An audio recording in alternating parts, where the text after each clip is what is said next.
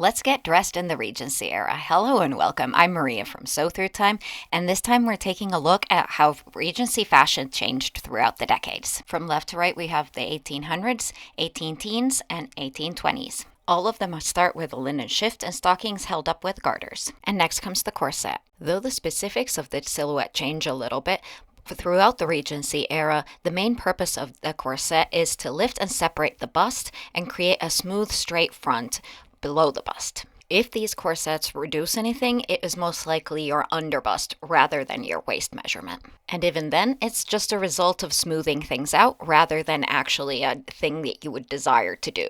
Because the idea is to lift your bust to the high heavens, the easiest way to achieve this is by leaning forward and just scooping your bust into the cup.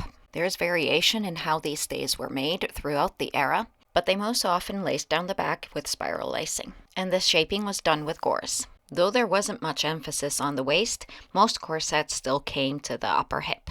That is to provide back support and also with that big wooden busk in the middle, provide a smooth line down the front. This also helps you maintain your posture, keeping that graceful upward stance that is very typical of this era. And as you can probably guess from the amount of futzing around what I did with my bust, the 1800s has the highest bust line. This also has the least amount of bust separation, but it's definitely still not a mono boob. It's all about lifting your bust as high as it will go while maintaining the forward thrust as far as that will go. So definitely no squishing. The corset I'm wearing for this era is called the corset for the lazy because of its lack of lacing. The 1820s has the lowest bust point of these, providing a silhouette similar to a modern-day balconette bra. This decade also has a bit more waist definition provided by cording. And virtually all Regency-era corsets have some sort of straps. The 18 teens has the most bust separation. This is achieved not only by the wide bust, but also the shape of the gores that kind of thrust the volume of the breast a little bit to the sides. And here you can see the difference in silhouette in each era.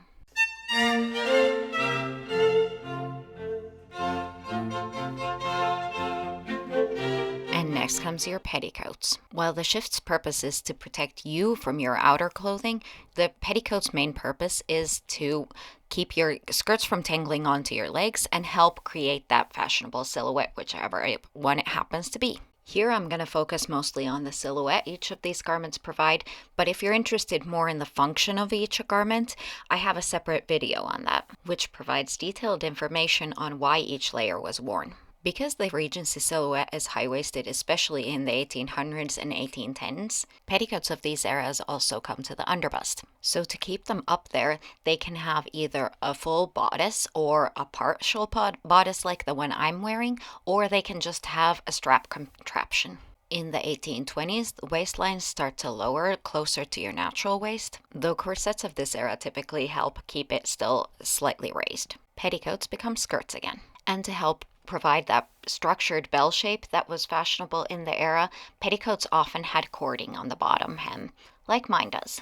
Though here I'm wearing a petticoat, in the 1800s there was also complaint, especially from older women, that some young women would even omit their petticoats to emphasize the translucent nature of their gowns. But that was definitely a high fashion thing, not a common occurrence in everyday life. And next for the 1800s comes my gown. Gowns of this era have a strong ancient Greek and Roman influence to them. And because of the same common misconception as we have today, they associated white with antique fashions. So while other colors and dresses existed in this era, white was by far the most common. And because of the high waistlines of the gowns, fashionable gowns in the 1800s and 18 teens usually did not have pockets. But in the 1820s, this separate tie-on pocket became fashionable again because the dress's waistlines dropped enough to make it useful. And because I'm dressing for daytime, for the 18 teens, I'm adding a chemisette. Chemisets are worn throughout the Regency era, but they were at their peak in popularity in the 18 teens,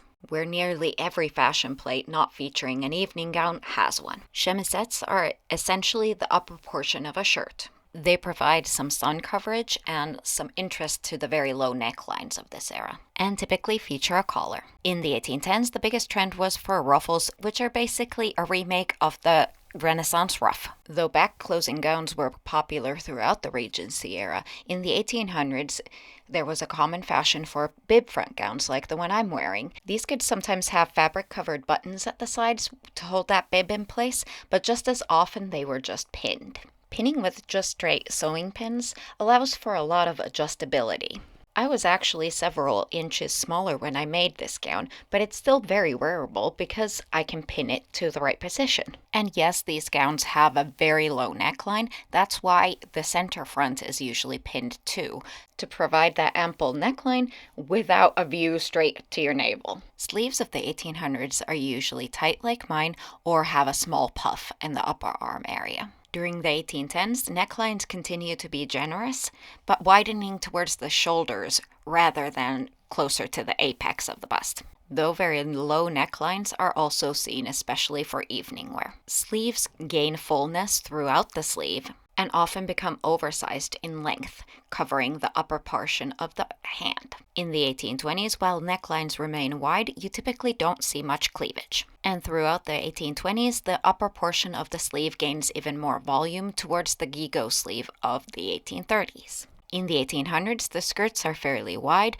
though the front remains flat, and especially in French fashion, could even have trains during the day. During the 1810s, the skirts become more narrow and the hems shorter, often revealing the ankles. In the 1820s, skirts become more A-lined, with padding and trim at the hem to keep it circular. Shoes are most often flat, with the toes starting out rounded and gradually becoming squared by the 1820s. Men often complained about the slipper-like quality of women's shoes in this era, complaining that women's frivolous fashion would lead to sickness. For the 1800s, I chose to add a spencer to add a pop of color and provide some sun protection. Throughout the Regency era, fashionable women would try to avoid a tan because it was seen as a sign of physical labor. Hats and bonnets were worn pretty interchangeably throughout the Regency era, but the top hat style really peaked in the 1820s. Bonnets especially tied usually under the chin, but hats could tie on too.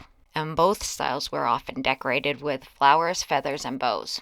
Whereas 1810s and 20s hats are often lavishly decorated, the 1800s saw a lot of close turban styles. And due to the lack of pockets in the 1800s and 1810s, reticules were hugely fashionable. So we can roughly say that the main fashion inspiration for the 1800s was ancient Roman Greek. For the 1810s, ancient world meets Renaissance, and Renaissance meets 17th century for 1820s. So though these eras have a lot in common, they also have a lot of nuance that separates the decades from each other.